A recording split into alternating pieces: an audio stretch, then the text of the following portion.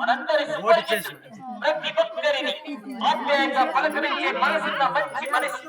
ఆపద అంటే మన హుజూర్ నగర్ మున్సిపాలిటీలో వైస్ చైర్మన్ గా విధులు నిర్వహించి అనేక రకాల ఎన్నికల్లో 25వ వార్డు నుండి సిపిఐ సిపిఎం పార్టీలు బలపరిచిన కాంగ్రెస్ పార్టీ కౌన్సిలర్ అభ్యర్థిగా పోటీ చేస్తున్నారు. వీరి యొక్క ఎన్నికల గుర్తు హస్తం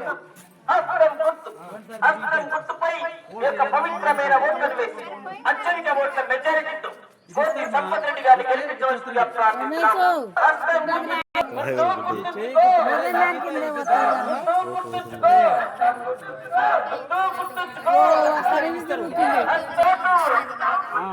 మా భారీ మన ఓటు